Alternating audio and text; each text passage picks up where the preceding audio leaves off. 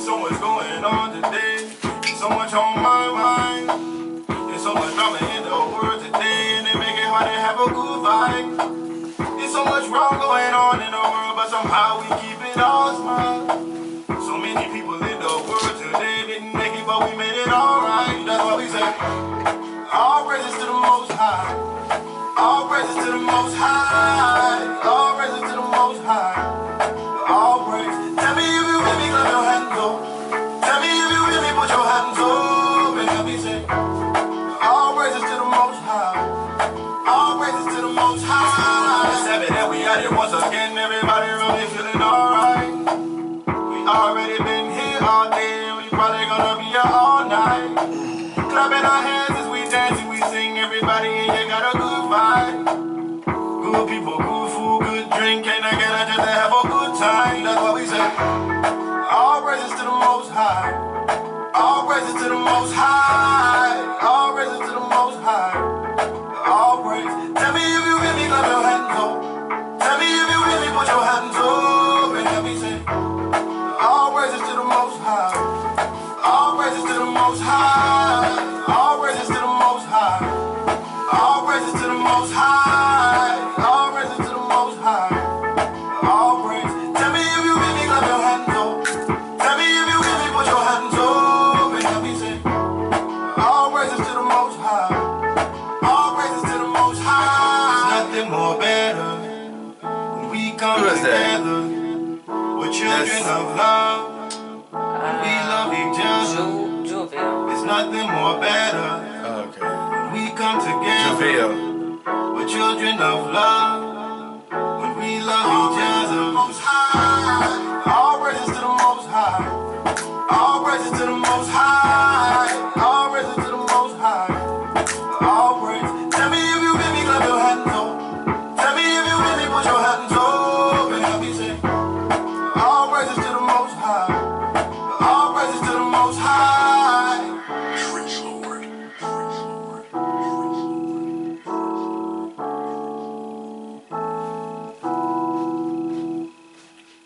Good afternoon, good afternoon, good afternoon, good afternoon.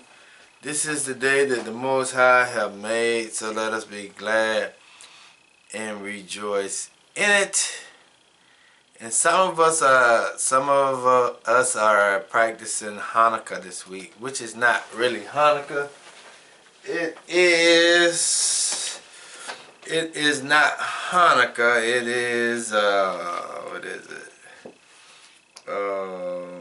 It is let me see. Some people call it Hanukkah because it's called the Feast of Dedication. It is the Feast of Dedication is a holy in remembrance of how Jonathan Maccabees led our people into fighting against the tyrants of the Greeks. We dedicate the temple to the Most High once we gain control over our land again. During the time of the Maccabees, after the Greeks had defiled the temple of the Most High and made it law that the children of Israel could no longer follow the commandments of the Most High, the Greeks began to profane the temple by sacrificing swine and other abominations in the temple. But this is what they call the Feast of Dedication, or Hanukkah, where the war was continued for a period of time, and we was able to use the light to continue to fight against the Greeks. But I hope your week has been a great week. I hope the Most High have really truly blessed you over and abundantly with love, kindness, and joy.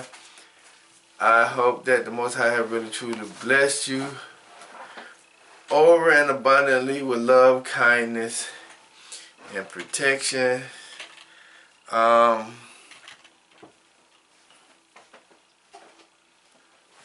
Protection. I hope He has really truly blessed you with wisdom and knowledge and understanding. And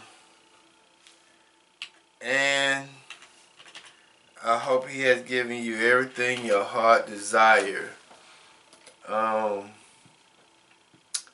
Right. I hope He has given you everything your heart desires. I hope He has given you financial blessings, spiritual blessings, healings, and all of those things that your heart desires. My week has been an okay week. I really can't complain too much. I really ain't gonna complain, because there's people out here that's doing worse than I am, so I'm happy with where I am in life. It could be better, it could be worse, but I'm happy where I am. The Most High is working on me. So let us go ahead and go to Exodus chapter 20, verses 1 through 17. And it reads, And Anani spake all these words, saying, I am Yahuwah, that Anani, which they have brought thee out of the land of Egypt, out of the house of bondage. Just listening to that. Listen to that again. I am Yahuwah, the Anani, which have brought thee out of the land of Egypt, out of the house of bondage. Physical and spiritual bondage. Understand that Yahuwah has the power and has done that.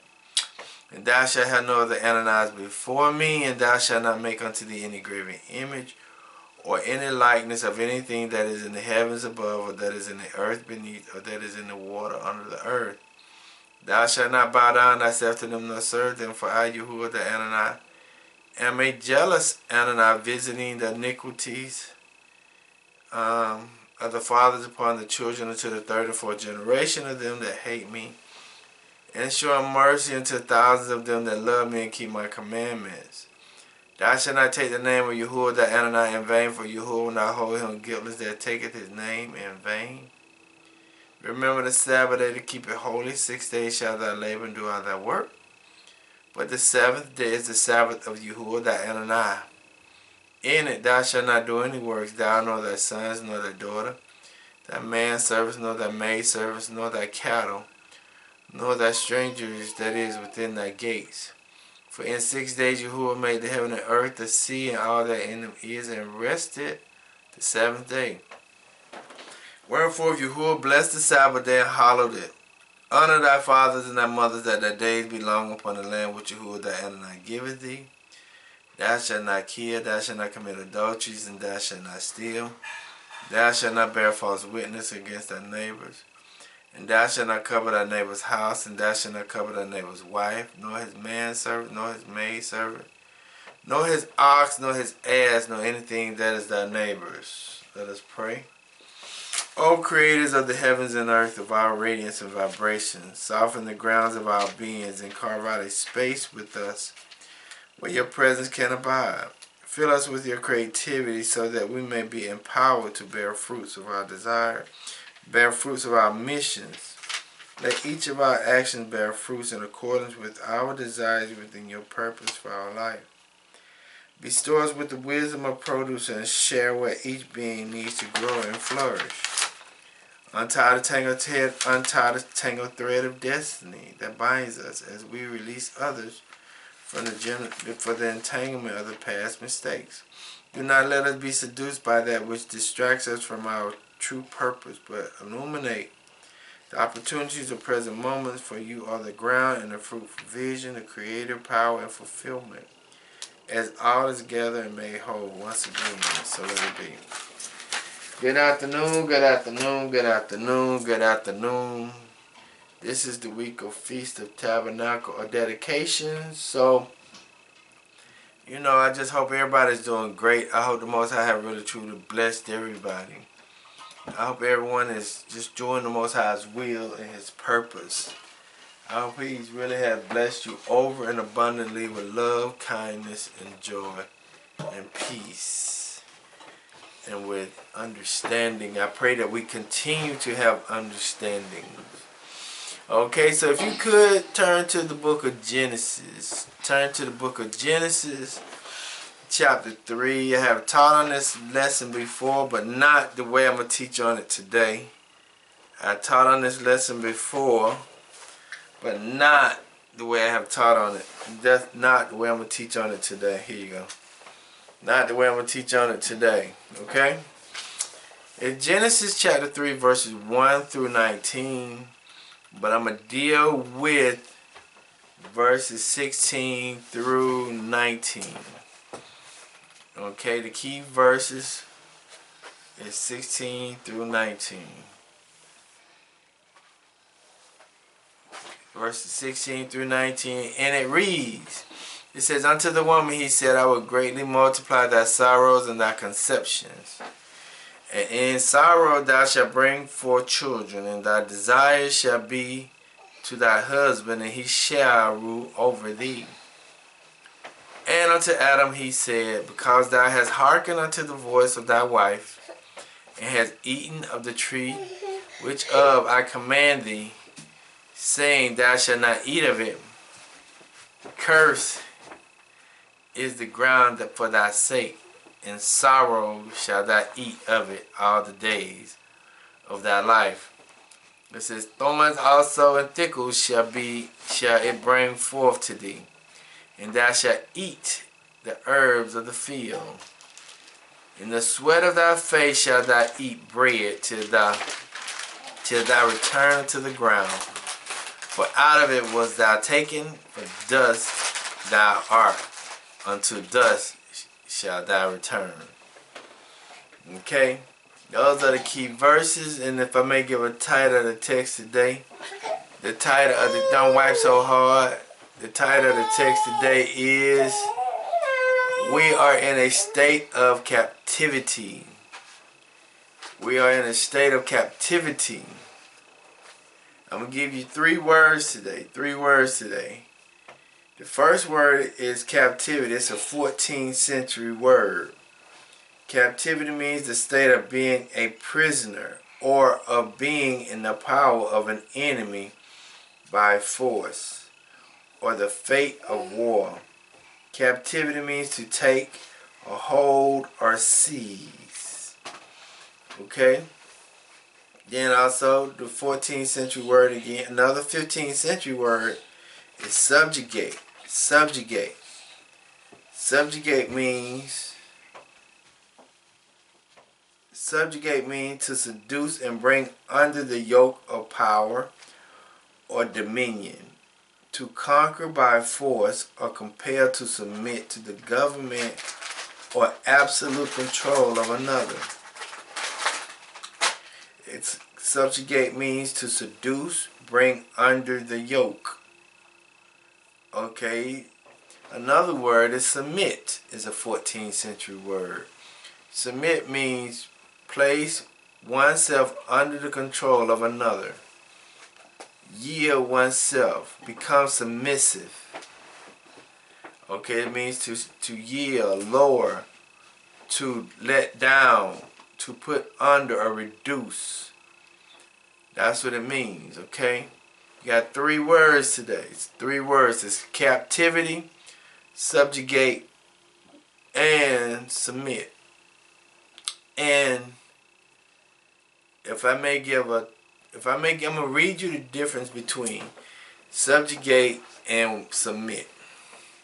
Subjugate means to forcefully bring someone under complete control, often through power or oppression. While submit means to yield or give into someone or something, usually with a sense of voluntary compliance, even if it involves acknowledging another authority. Essentially, subjugate implies forceful domination, whereas submit means to suggest a more passive yielding or acceptance. Okay?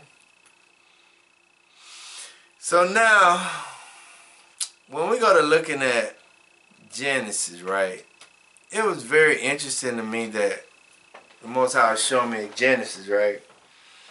And he was showing me Genesis on how he constructed, or how everything was established in the first chapter. How he created everything in the first chapter. And then after the first chapter, going into the second chapter, that's when it really got interesting to me. Because in the second chapter, everything was finished. At the beginning of the second chapter, everything was finished. It says, thus the heaven and the earth was finished, and all the host of them. And on the seventh day, Ananias ended his work which he had made, and he rested on the seventh day from all his work which he had made. And Ananias blessed the Sabbath day and sanctified it, because that in it he had rested from all his work which Ananias created and made. Okay, so everything was created and made prior to Genesis chapter 2 verses 1. So after Abba had rested, that means that he had stopped all his work, but he also needed somebody to be an authoritarian person on the earth. He needed somebody to be an authoritarian person on the earth, an authority to rule the earth the way he wanted them to rule the earth. So that's when Adam came into power.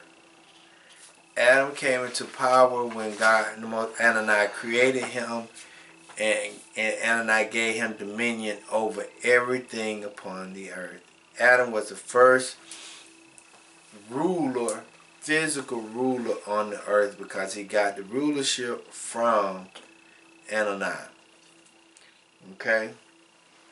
So, when Adam, and after the Most High gave him everything on the earth, and he separated the lands, he did everything he needed to do, and it says in verse 15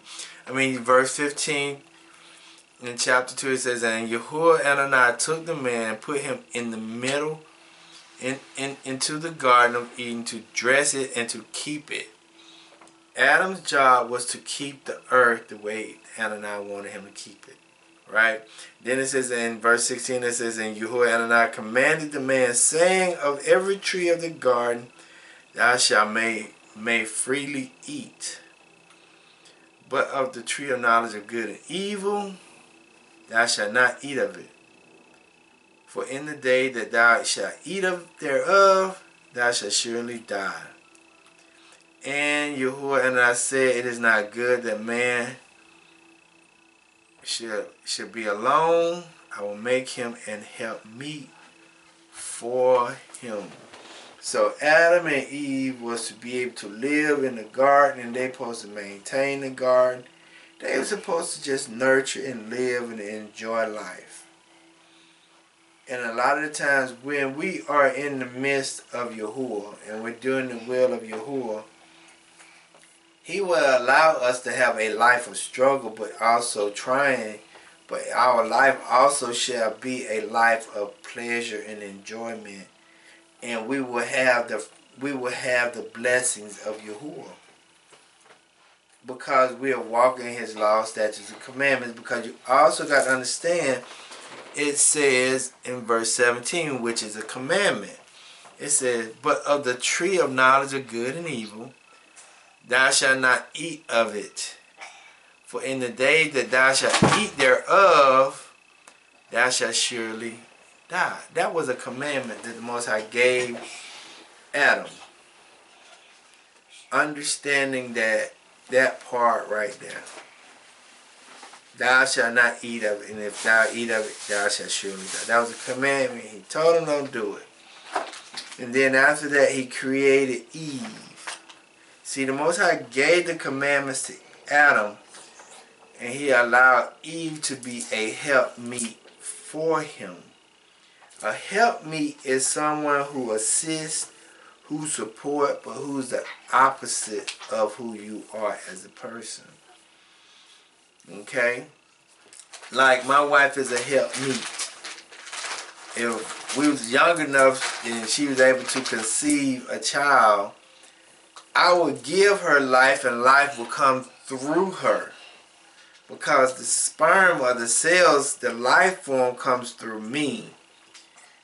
And it will give life to the egg, which is in the woman. And then when the woman when that egg becomes fully grown in 9 months, she will be able to bring life through her. That's what it means by a help meet. She's helping me to create life. She's helping me to be able to establish a home. She's helping me to be able to raise a family because I'm the authority. She's the nurturer. These are the things that is the help meet of a woman and a man. Okay? So, I want to say this before I really truly get started.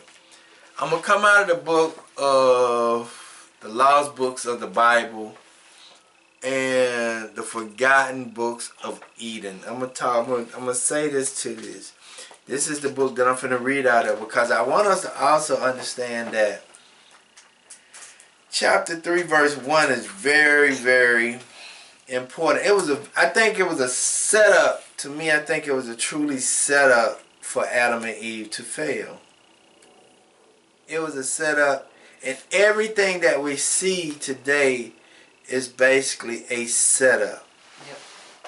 And if we don't really understand that it's a setup to see how we're going to respond, see how we're going to be in this realm, if we don't see it from that viewpoint, we're going to fail the test. And see, when I was reading in the book of the lost books of the Bible, lost books, it says the lost books of the Bible and the forgotten books of Eden, right? And I go to chapter 8. I go to chapter 8 in the lost books of the Bible, and I go to verse 15 and 16 and 17. And the reason why I'm going to tell you, this is the reason why I tell you it's a setup. Okay? It says, but thou didst not keep one day my commandments, until I have finished the creation and then blessed everything in it. See, when we're looking at the Genesis chapter 3, the first fall was after all the creations on the earth. And it was designed and set up that way by the Most High. The Most High said, I made sure that I created everything on the earth before your fall. So that when you did fall, you would not have an opportunity to be able to restore yourself and still do the things that I need you to do. Okay? It says in chapter 8 in the lost books of the Bible, it says, but thou didst not keep one day my commandments until I had finished the creation and blessed everything in it. And it says, in verse 16, it says, then I commanded thee concerning the tree, that thou eat not thereof. Listen to this part. It says, yet I knew that Satan, who deceived himself. See, we're not looking at it from, listen to it again. It says, yet I knew that Satan, who deceived himself, would also deceive Adam and Eve. See, the Most High is saying, I knew that if Satan could deceive himself, think that he can be the ruler in the heavens, I know that he can also deceive the people on the earth. He would deceive Adam and Eve. Then it says, so I made known to thee by the means of the tree not to come near him. And I told thee not to eat of the fruit thereof, nor to taste of it, nor yet to sit under it, nor to yield to it. I had not been and spoken to thee, O Adam, concerning the tree, and had I left thee without commandments, and thou hadst not sinned, it would not have been an offense on my part, for not having given thee any order, that thou would have turned around and blamed me for it. See, what the Most High was saying, it all was a setup that he knew that Adam was going to fail the test, because in Genesis chapter 1, he says, now the serpent was more subtle than any beast of the field, which Yahuwah Ananias had made. And he said unto the woman, Yea, has Ananias said, Ye shall not eat of every tree of the garden? See, what the Hashatan was doing is to Adam and Eve is the same thing that he did to himself. See, the Hashatan manipulated himself to think that he can take over the kingdom of heaven. So when he manipulated himself, he was cast out of heaven and came to earth. So what he did to himself, he also did to Adam and Eve.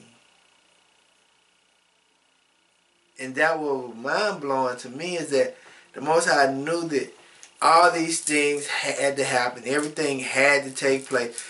Everything, the way we're living today in our society was all designed and set up through the Yahuwah. Or through Ananias, our father, Abba. Because he's testing us to see how we're going to actually respond in the situations that we're in. And see if you're going to repent from where you are and where you need to be.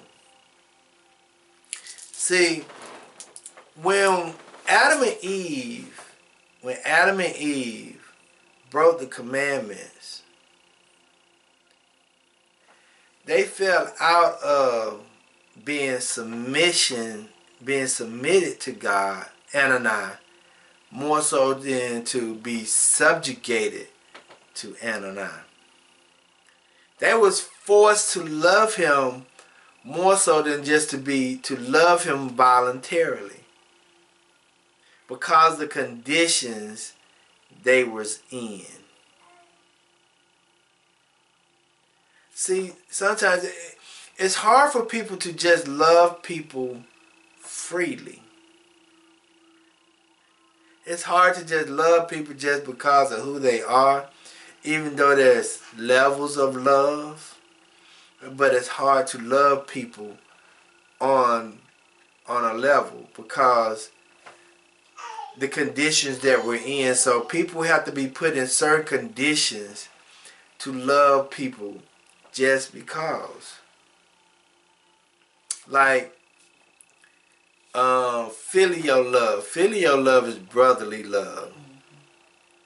Eros love is romantic love. Agape love is love that I just have for you just because of who you are as a person. So there's levels of love, and the levels of love comes because of the condition or the state that the person is actually in.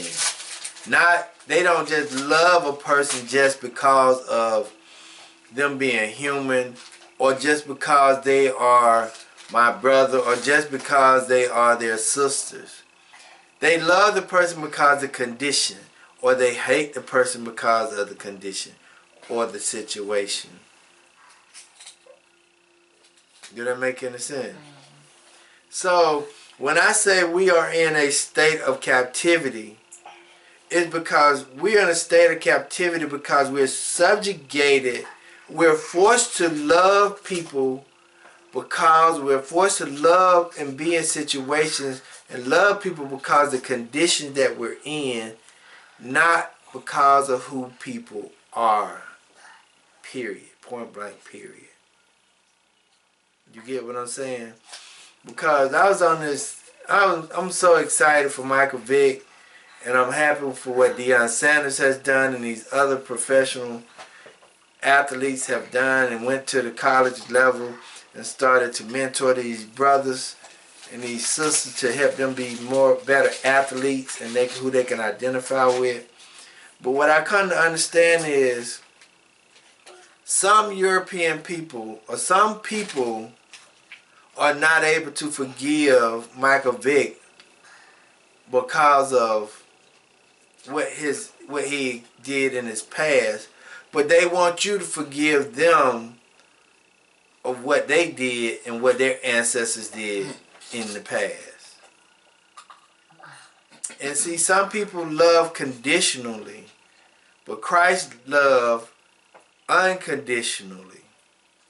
That's when you love conditionally means that you're segregated yourself to love because of a force. But when you have a submission of love for people, you love just because. Christ loved me, so I got to love them. That don't mean because I love you, I got to do something for you. And because I love you, that don't mean that I got to... And because I hate you, that don't mean that... I don't know about that, but I ain't going to go through that. But anyway, let us go ahead and get down to verses 16, 17, 18, and 19, because I want us to understand something. The reason why I say we are in a state of captivity, we're in a state of captivity because we are out of the presence of Yahuwah. See, when we was in the Garden of Eden, we was in the midst of, and we was in the midst of the presence of the Most High. But once He kicked us out of the Garden of Eden, we came subject to the Hashatan. That's why Matthew chapter 1, Matthew is very important when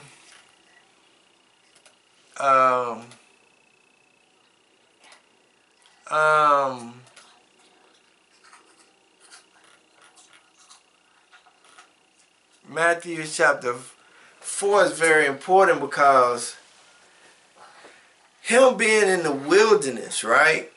And him being tempted by the devil, the Hashatan. See, in verse 8 it says, in chapter 4 in Matthew, it says, again, the devil taking him up into an exceeding high mountain, and shew him all the kingdom of the world, and the glory of them, and said unto him, all these things, listen to this, when we leave the presence of Yahuwah, we go up under the authority of the Hashatan, of Satan. And so when we leave the presence of Yahuwah and we go up under the authority, that means that we automatically go up under the world's authority or the authority of the Hashatan, right? That means that the Hashatan will have more influence over us than the Most High will. Okay? So now in verse 9 in chapter 4 it says, and he said unto him, all these things will I give thee, if thou wilt fall down and worship me. Understanding at that point there, the Hashatan is saying, I am the ruler of the physical realm. I am the ruler of this world today. And because you left the presence of Yahuwah, you are now in my dominion. You're subjugated to me. Now because you're subjugated to me, whatever I want to give you is based on what you do for me. That's what the Hashatan is saying. Because it says, and he said unto him, all these things will I give thee, if thou wilt fall down and worship me. So when you're doing what the world tell you to do, yes, you have lost, you have removed yourself from the presence of Yahuwah, and you have fallen up under the subjugation the subjection of the Hashatan. And see, the Hashatan, he said in Job, right? In Job 1,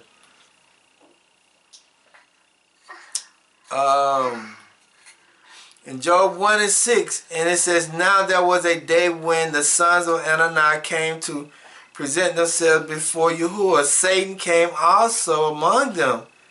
And Yahuwah said unto Satan, which cometh thou? Then Satan answered Yahuwah and said, from going to and fro in the earth, and from walking up and down in it. See, the Hashatan job is to kill, steal, and destroy. When you're worshiping the Hashatan or this world, you are trying to kill, steal, and destroy things. But when you are in the presence of Yahuwah in the garden, you are able to give life. You understand what I'm saying? So now when we go back to Genesis, the reason why I say Genesis chapter 3 verses 16 through 19 is this is the beginning of the punishments. Punishment means removal from the presence of Yahuwah. Removal from the presence of Yahuwah. Okay? And you starting to be up under the suggestion, the subject, you're subjugated to the Hashatan. And how we know that we are subjugated to Hashatan, or how we're being punished up under the Hashatan. How we know this, right? I'm gonna talk to you about verse 16, 17, 18, and 19. And how we know we up under punishment. Okay, and it says, unto the woman, he said, I will greatly multiply thy sorrows and thy conceptions. Sorrows and conception means, the sorrows means worrisomes, and thy conceptions means pains and sufferings. Okay? It says, in sorrow thou shalt bring forth children, and thy desire shall be to thy husband, and he shall rule over thee. See, in the first part, unto the woman he said, I will greatly multiply thy sorrows and thy conception. Meaning that she was going to have some painful birth. She was going to have some painful birth. Okay? And the reason why I say painful birth, let's go to Isaiah chapter 26. These are the descriptions of how we know that we have been up under subjection, or we're subjugated to follow Yahuwah. We're forced to follow Yahuwah. Okay? We're forced to follow Yahuwah. Isaiah chapter 26 verses 17 and 18. Okay? And it says, like as a woman with child that draweth near, the time of her delivery is in pain, and crieth out in her pain, so have we been in thy sight, O Yahuwah. For we have been with child, and we have been in pain. We have, as it were, brought forth wind. We have not wrought any deliverance in the earth, neither have the inhabitants of the world fallen. See, in verse 17 it says, like as a woman with child that draweth near, the time of her deliverance is in pain. See, one of the signs of us knowing that we still are being punished is because the simple fact is our women are going through birth pains. Our women are going through birth pains. And that's one of the signs of us recognizing that we're still up under the pain. Okay? Let's go to Isaiah chapter 3. Now let us go to Genesis. Let's go to Genesis chapter 4. Let's go to Genesis chapter 4, verse 7. One thing is, it says in verse 16, it says, unto the woman he said, I will greatly multiply thy sorrows and thy conception. The sorrow also means worrisome, meaning that she's going to see some things that she never really wanted to see. And one of the worrisome things that the Bible never talk about is when Cain killed Abel. We never hear about how she truly felt after Cain killed Abel. And the Bible never talks about that. It never talks about that. The Bible never talks about that. But you got to look at the lost books of the Bible and the forgotten books of Eden, of Adam and Eve, to be able to understand them. Okay, so now, when we go to Genesis chapter 4, verse 7, okay, let me go back. Verse 16, it says, unto the woman he said, I will greatly multiply thy sorrows and thy conceptions. Meaning that the woman is going to, she's going to experience a lot of sorrows because of hardships that her family is going to go through. And now when you look at our families, women are experiencing a lot of hardship because of what their children or their offspring are experiencing. Also, she's going to go through birth pains. But also, as it says in verse 16, and thy desire shall be to thy husband. Okay, the modern church have told everybody when it says thy desires shall be unto thy husband, meaning that she's going to want to go after her husband and please her husband. That word desire does not mean that. That don't mean that. Wipe your nose again. That word desire in that text don't mean that. It don't mean that she's going to want to desire for her husband. It means that, wipe it one more time.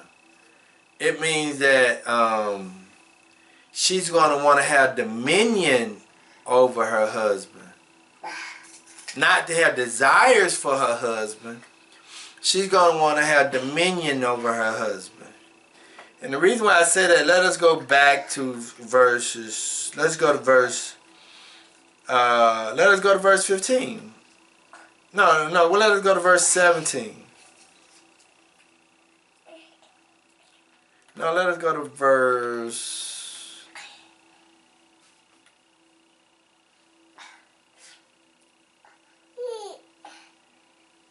Let us go to verse 6. Because if we look at this, if we look at Genesis chapter 3, if we look at Genesis chapter 3, this was a reverse scenario.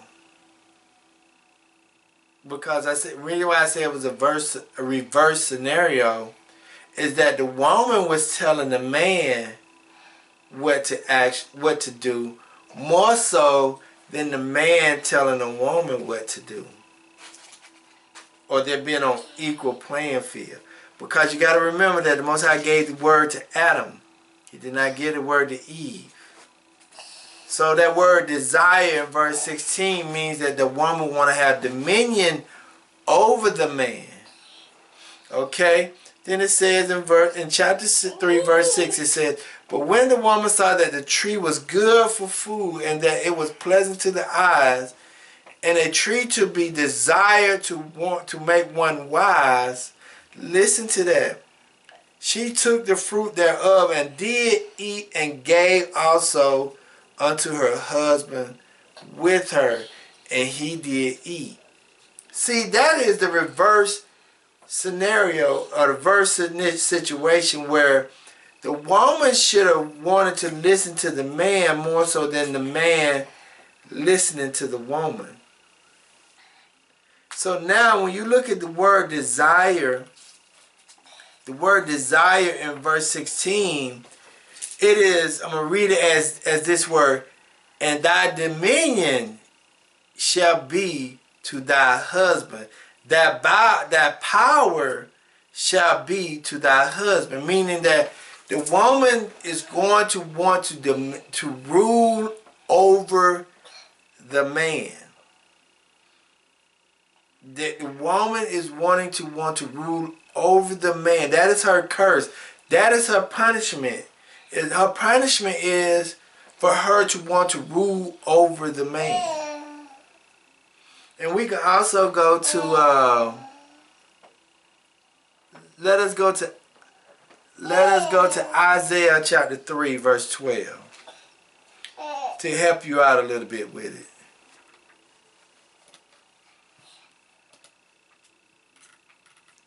Because a lot of the times when we live in this life, we don't really truly understand that we're living up under the subjugation of the Hashatan. We're not actually in the punishments. Okay, it says, as in Isaiah chapter 3, verse 12, it says, as for my people, children are their oppressors, and women rule over them. That is associated with Genesis chapter 3, verse 16. Because the word desire does not mean desire, it means dominion. Okay, it says, women rule over them. O my people, which lead thee, cause thee to error and destroy the ways of thy path. And see, if you look at what happened with Adam and Eve, Eve was leading Adam, and she caused them to be kicked out of the Garden of Eden. So when you're looking at it, if you look at it today, women are still going through sorrows with their children because of whatever some of the children are in jail, some of them, whatever they're doing, women are going through sorrows and worrisomes because of what the children are going through. Women are going through birth pains because of Genesis chapter 3. But also, women have a tendency to want to be in control or have dominion over their husbands.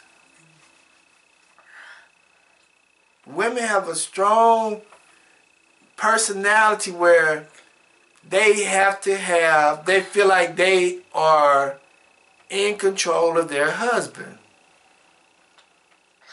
That is the hard part about it. But then we go back to Genesis chapter 3, verse 16. Let's look at the last portion of it. It says, thy dominion shall be to thy husband. And then it says, and he shall rule over thee. The word and should be but. But he shall rule over thee. And the reason why I say that, we got to go to First Corinthians. No, Ephesians. Go to Ephesians. Ephesians 5, 25, 33. This is the way it should be, more so than the way it actually is. Because the Most High is he believes in order, divine order. Okay, he believes in divine order. Women shouldn't be subjugated or forced to love their husband. Women should be submissive to their husband because of who that person is in their life. You get what I'm saying?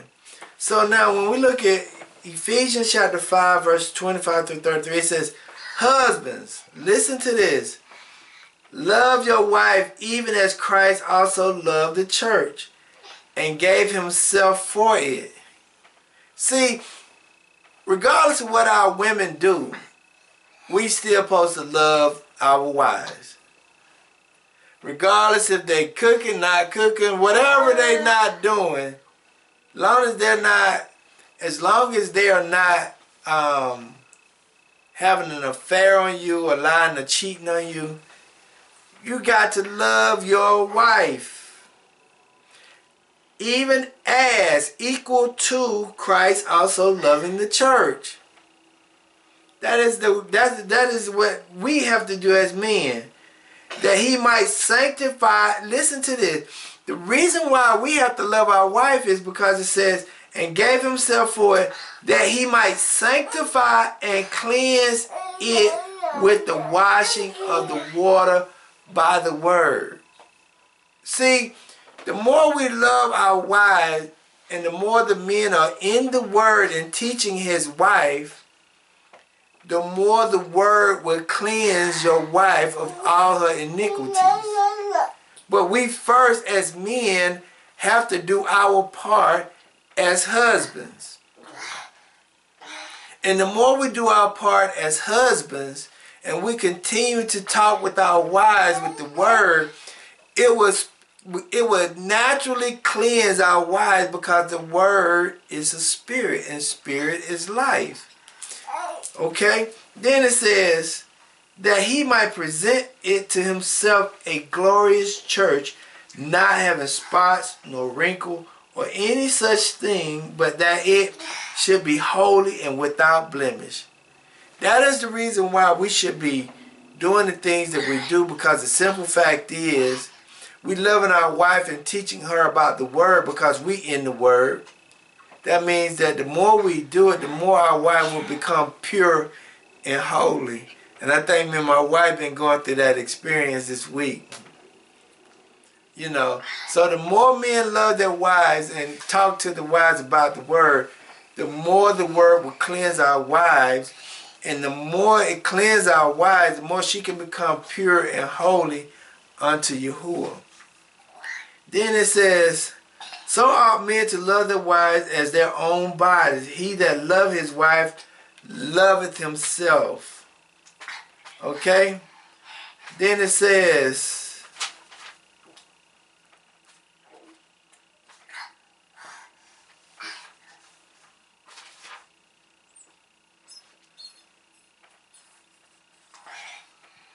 let me find it. Hold on.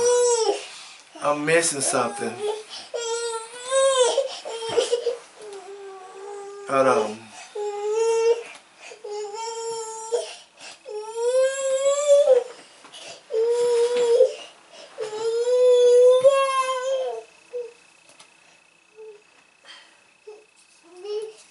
Hold on. Come on.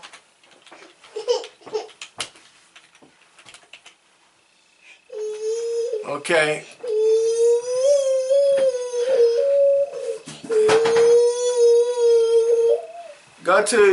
Let's go to 2 verses up. Ephesians chapter 20, Ephesians chapter 5, 22 and 20. Go to 22. Okay. Because we got to understand something here. The men supposed to love. Wives, submit yourselves unto your own husband as unto Yahuwah. Submit is willingly, meaning that place one under the control of another. Yield oneself and become submissive. It means to yield, lower, let down, put under, reduce. See, when we start to love Christ and get out of captivity, we will know our place and love being in our place as a woman or a man. But when we don't love Christ, we don't thrive to be in our place. We thrive to be in places and be in positions that we don't need to be in. Like in Genesis chapter 3 verse 16, it says, thy dominion to thy husband. You want to rule over your husband. Anytime you want to rule over your husband, you're subjugating yourself, or you're forcing something to be what it don't supposed to be.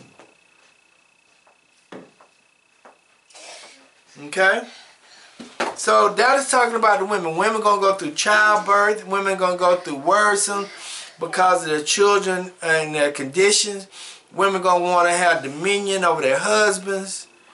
All these things that's going to take place. Okay, if you're still in that condition, you're still in a state of captivity. If you still having childbirth, you still having worrisome with your children, you still trying to rule over your husband, you are still in a state of captivity. Okay? Let's go to verse 17. And it says, unto Adam he said, because thou hast hearkened unto thy voice of thy wife. Listen to that, because the wife wanted to rule.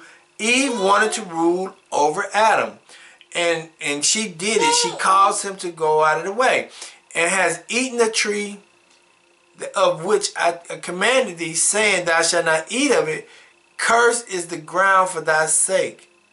In sorrow shalt thou eat of it all the days of thy life. This is our punishment. See, now we're having problems. Men are having problems. But let me give you the reason why. The reason why men are having problems is because thou hast hearkened unto the voice of thy wife. When you hearken unto the voice of thy wife, men, we put ourselves in captivity. We put ourselves in captivity towards our wives. It's not saying that we should not sit down and my wife and I have a conversation about something, but at the end of the day, I should make the last decision based on all the information I have in front of us, because I'm responsible for the house. I'm the authority. My wife is the nurturer or love or the caretaker of the house. Okay, so let us go to verse 17 is the reasons. Reasons, okay? The reason is because thou hast hearkened unto the voice of thy wife. When you hearken unto the voice of thy wife, you put yourself in captivity to your wife. Captivity means the state of being a prisoner or of being in the power of an enemy by force or faith of war. Okay? Let us go to Deuteronomy chapter 28, verse 45. And see, a lot of us may not want to hear this teaching today because it's a horse pill for some people. But in order to really truly get the blessings from Yahuwah, you got to be submissive to Yahuwah's word. You really got to be submissive to Yahuwah's word. Okay, in Deuteronomy 28:45 it says, moreover, these curses shall come upon thee, and shall pursue thee and overtake thee, till thou be destroyed, because thou hearkened not unto the voice of Yahuwah, thy Adonai, and to keep his commandments and his statutes, which he commanded thee. See, he commanded Adam. He made Adam responsible. He didn't make Eve responsible. He made Adam responsible. And because we didn't hearken to Yahuwah's word, we put ourselves, because we didn't listen to Yahuwah, these are the reasons why things happen in our world, in our family, in our lineage. Men, we have to be much stronger in our decision making. And before we make a major decision, a major purchase, we should say, well, let me go seek out Yahuwah and see what he say about it before we make that decision.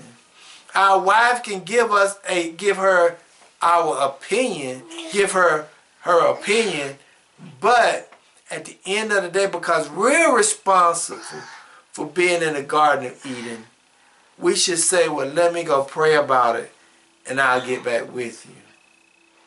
That's what men should say. But because we don't do that and we just go with the flow, it kicks us out of the Garden of Eden. It kicks us out of the presence of Yahuwah. Let us go also to 1 Samuel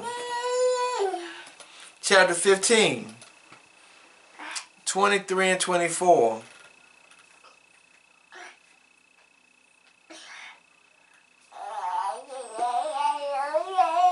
It says, for rebellion is as the sin of witchcraft. Listen to that. For rebellion is as the sin of witchcraft, and stubbornness is as iniquity of idolatry. Because thou hast rejected the word of Yahuwah, he has also rejected thee from being king. See, when we reject Yahuwah's word, he pushes us out of his presence.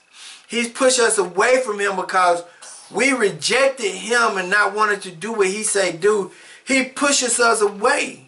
Just like he pushed Saul out of the kingdom. He pushed Adam and Eve out of the Garden of Eden because we rejected his word. Because we was being stubborn and because we rebelled, he pushed us away.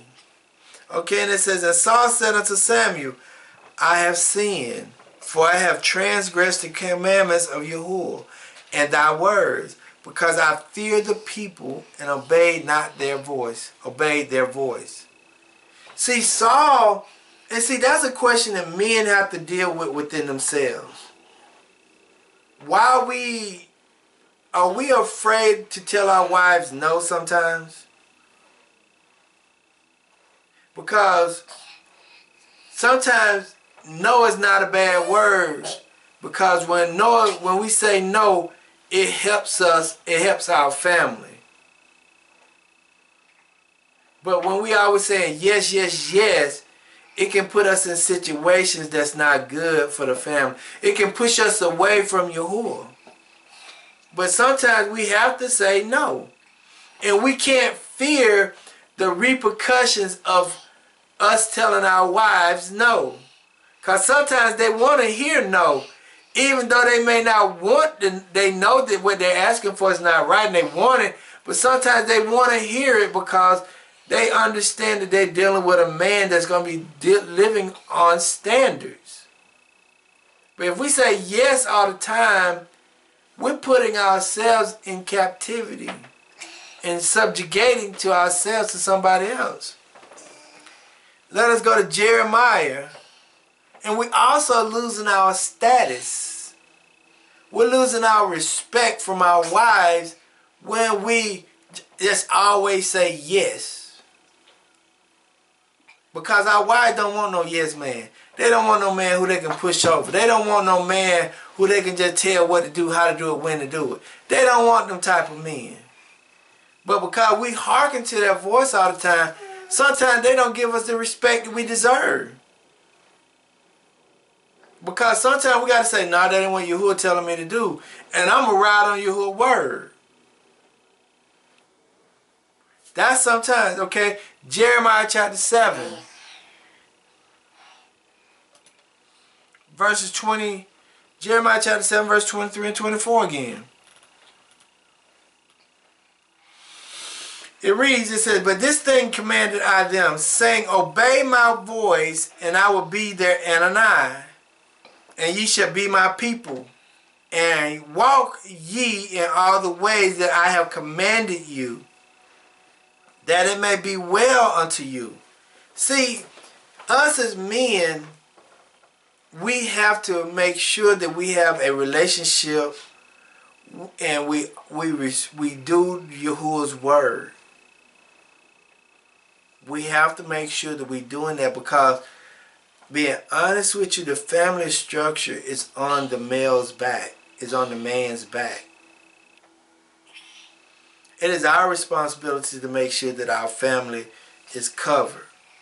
It is our responsibility to make sure that we're studying the word. It's our responsibility to make sure that we lay down, we give our wife, she understands how we want to operate our household. And it is up to her to implement what we want in our household. It's not up to the wife to tell the husband how she wants things to be. And if she does that, she's going against the commandments of Yahuwah.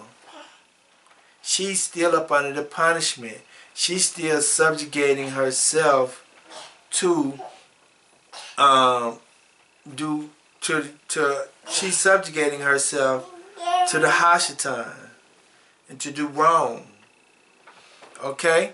Then it says in verse 24, it says, but they hearken not and incline their ears, nor incline their ears, but walk in the counsel and in imagination of their evil hearts, evil minds, and went backwards and not forward. Anytime that we go against Yahuwah's words, we're going to walk backwards and not go forward. Anytime, and I understand that sometimes it's like My wife, I can't tell her nothing about how to take care of somebody when it comes down to being sick. I can make suggestions, but at the end of the day, because of her profession and what she's doing, I can only agree with her on what she do because that's her field. That's her field of study. That's what she's doing. So I can't say, well, you wrong about this, you wrong about that, and we're going to do it the way I want to do it. No, I got to take in consideration what's her strong points. And I got to appreciate those strong points and say, well, I'm going to let you do it. Just go ahead and do it, but just make sure this, and this happen. Like my grandson got a little head cold. She said, well, I want to feed him some herbal tea. I said, okay, so just make sure that he can take the herbal tea. And if he can take the herbal tea, feed him the herbal tea. So what did she do? She looked it up, researched it, and found out he could take the herbal tea. She took the herbal tea, and he's fine. He's getting better. But that's working together, and she's working within. She's helping me take care of the grandchild. That's how it's supposed to work. And I'm not saying that me and my wife is perfect. No, we far from it. We argue every day and all night sometimes. But when we're humans, we make mistakes. But I'm just giving you an example of how married couples supposed to work. Women never supposed to try to dominate their man. They're never supposed to try to tell them what to do or how to do it. They're there to make suggestions. What you need, how you need it. Tell me this or tell me that. What you want me to do. Because that is the way it's designed to be. When you go in there and telling your husband, you should do this and you should do that, you're out of order, you're out of line. You're out of order, you're out of line. Okay? So now let's go back to Genesis chapter 3, verses 17. The reason why women are out of order and the reason why men are out of order, the reason why we're in the state of captivity that we're in is because the man actually did not stick to the voice of Yahuwah. He about to.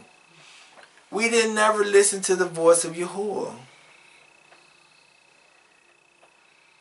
Understand that. Okay? And it says, thou shalt not eat of it, and cursed is the ground for thy sake. Sorrow shall thou eat of it all the days of thy life. Okay? Thorns also and thistles shall it bring forth to thee. And thou shalt eat the herbs of the field. And in the sweat of thy face shalt thou eat bread, till thou return unto the ground. For out of it was thou taken, for dust art thou art, and unto dust shalt thou return. See, I'm finna deal with this part, the lowest part. In sorrow shalt thou eat of it all the days of thy life. Let's go to Ecclesiastes chapter 2. Ecclesiastes chapter 2, verse 17.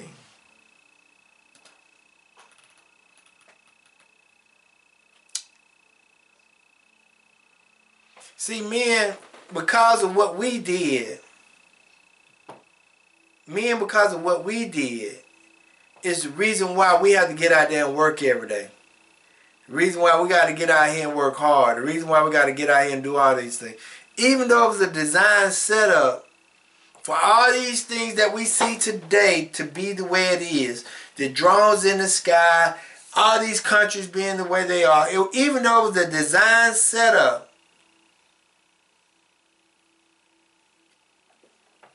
is a designer. This is the reason why. Because we hearken to our wives and not our wives. And then it put us in captivity of suggestion to the whole world. Okay, it says, therefore I hate life, because the work that is worked under the sun is grievous unto me, and all is vanity and vexation of the spirit. See, everything that we do and working, at the end of the day, it's vanity. It don't mean nothing. But it is accomplishing the Most High's word. It's vanity to us, but it's a fulfillment of the word. Because we're not benefiting from these creations.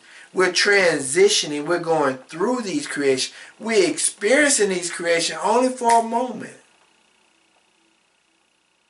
But we're not saying that I can take this with me, I can take that with me. Because the only thing that we can do when we perish is the spirit is going to leave. Everything else is going to be no good to us. Nothing is going to be any good to us. But because we did not hearken to Yahuwah's word. Jeremiah chapter 12.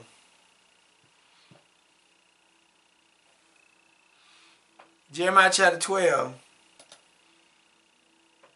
Verse 13.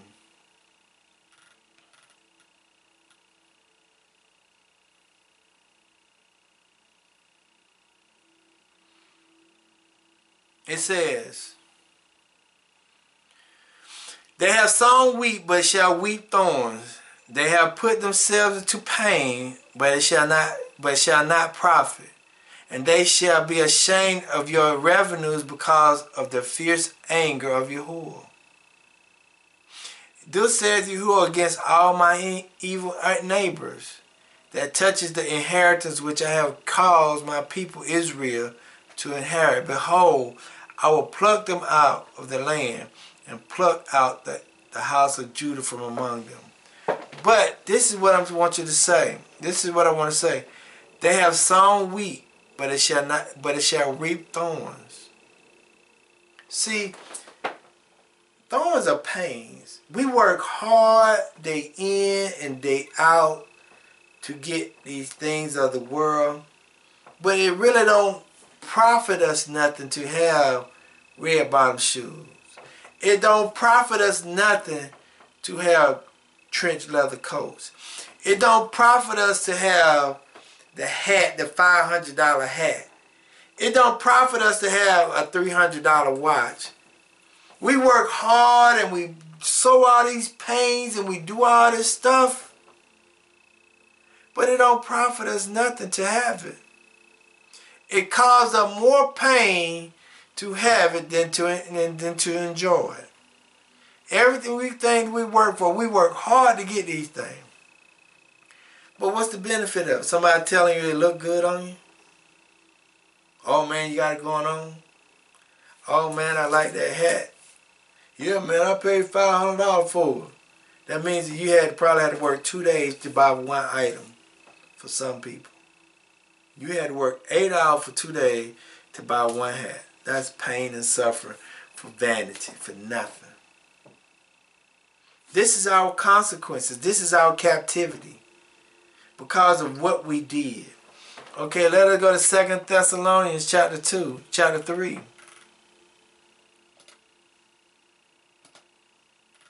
Verses 10.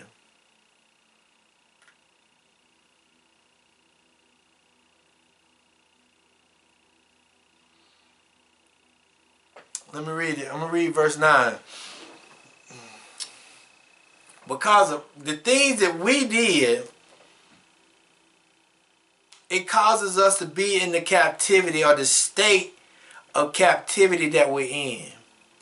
Everything around us have us in captivity. Captivity means the state of being a prisoner. We are a prisoners to this materialistic world. We are a prisoners to the jobs. We are a prisoners to the homes. We are a prisoners to the cars. We are a prisoners to the materialistic clothing, housing, all these things. We are a prisoners to it.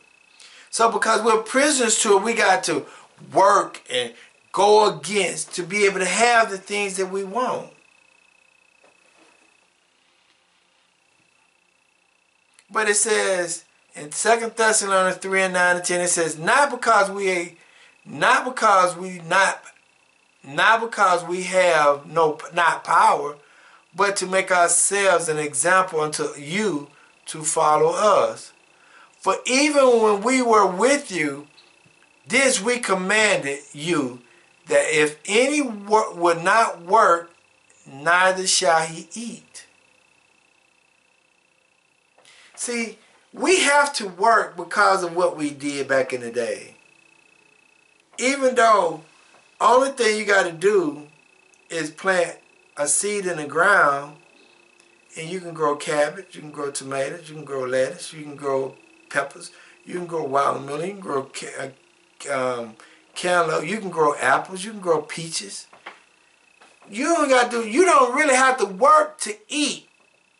But because of the things that we did back in the days, did back in Genesis chapter 3, it causes us to be in captivity to this governmental system that forces us to go to the grocery store and buy food. So now we can't buy no food from the grocery store unless we go work. So now when we go work, we got to work a certain amount of time and hours to be able to make sure that we can make enough money to go out there and buy the things that we need to have. That's captivity. That's not freedom. And the reason why we are, and the thing about it is we're subjected to do it. We're forced to do these things because we was disobedient. Not because we submitted to God, the Most High. It was because we was disobedient. But when we submit ourselves to Christ, or to Yahuwah, we can have these things. Your bank account will always have money in it. Because you will always get unexpected checks in the mail. You will always have benefits. Somebody just come up and give you money. Somebody will always do things to you and for you. I want to read you something coming out of the book of Lost Books of the Bible and the Forgotten Book of Eden. Right? I want to read you something, and I'm about done. It is in verse 5, chapter 5. It says, I'm going to read you about probably 6 or 7 verses, okay? Because I want us to understand something. It's something that we got to do right now in order to get the benefits from Yahuwah and get out of captivity. It's something that we got to do to get out of this captivity state. Okay? Okay, it says, then Adam and Eve entered the cave and stood praying in their own language, in their own tongues, unknown to us, but which they knew well. And as they prayed, Adam raised his eyes and saw the rock and the roof of the cave that covered him overhead, so that he could see neither heaven nor any creatures. So he wept and smit heavily upon himself, his breast, until he dropped. Let me read that over. It says, he could see neither heaven nor any creatures. So he wept and smote heavily upon his breast. He hit himself hard in the chest until he dropped, and was dead, and was as dead. And Eve weeping, for she believed he was dead. Then she arose, spread her hands towards Ananias, suing him for mercy and pity, and said, O Ananias, listen to this. Forgive me my sins, the sins which I committed and remembered. It's not against me. For I alone caused the servant to fall from the garden into this lost estate, from light unto darkness, and from the abide of joy into this prison. O Ananias, look upon this thy servant thus fallen, and raise him from his death, that he may weep and repent of his transgressions, which he committed through me. See, we all have to repent of the things that we have done. We all have to repent of the things that we have done because we are all in prison. We're all in captivity. And see, the Most High showed me that this week. He showed me that on Wednesday. He said, you are no freer than the people that are in jail. He said, you are no freer than the people in jail. He said, you may have a leeway to go to other states and do other things, but you still are in captivity. He said, the things that the people do in jail, you do out here. And the things that you do out here, they do in jail. He said, they smoke and drink in jail, just like you smoke and drink out here. He said, they have SEX in jail just like they have SEX out here. He said you eat what you want to eat out here, they eat what they want to eat in there. He said you have police out here that controls your every behavior just like they have police in there controls their every behavior. He said police are no different in jail than they are out here. He said you are in captivity the same as the prisoners are in jail. And I was talking to my friend who been incarcerated for the last 20 years. He said, Landon, man, ain't no difference than you being out there and me being in here. Everything you do out there, I can do in here. He said, if you can get drugs out there, I can get drugs in here. He said, I'm talking on a cell phone, talking to you right now. I can get my iPad and look at movies just like you can get your iPad or your television and look at that. He said, there's no difference. We are both in captivity. Yours may not be to the capacity that mine is. He said, but you still a monitor. He said, if a police don't believe you need to be in that neighborhood, they're going to pull you off and chastise you. You're in captivity. You black people can't go to certain neighborhoods. Black people can't live in sundown town. Black people can't go everywhere they want to go. They're not as free as they think they are. Just like it is in prison. He said, only difference is, he said, mine have bars around them and yours don't. And the reason why we are in this position is all because of what we did at the very beginning and what we're doing now. And see, the thing about it is, I'm about done. When people get home from work, they go in their jail cell and don't come out till the next morning.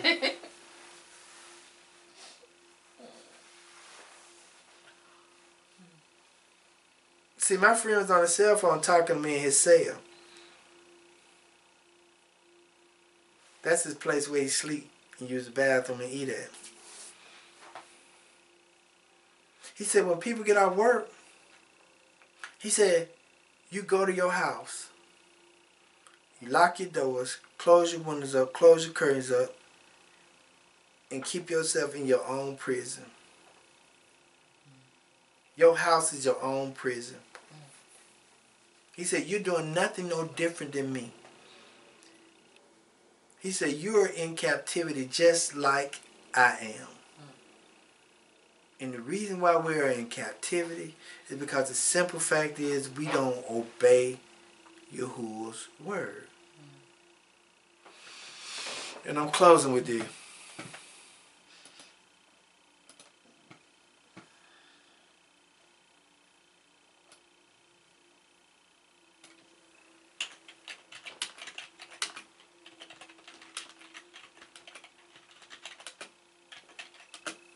See,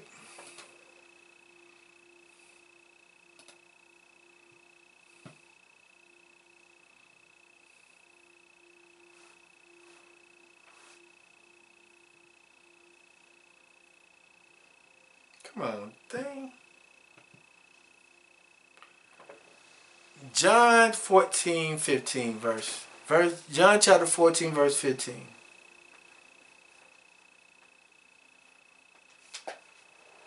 He said, if ye love me, keep my commandments. And he that keepeth my commandments and keepeth them, he it is that love me, and he that love me shall love of my Father, and I will love him, and I will manifest myself to him.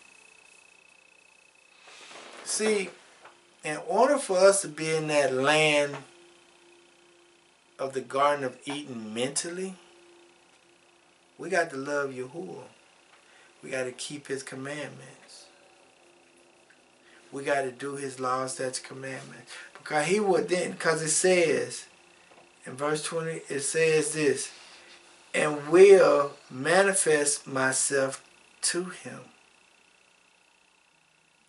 See, when we don't keep Yahuwah's words, we can't really see the Garden of Eden. We can't see Yahuwah.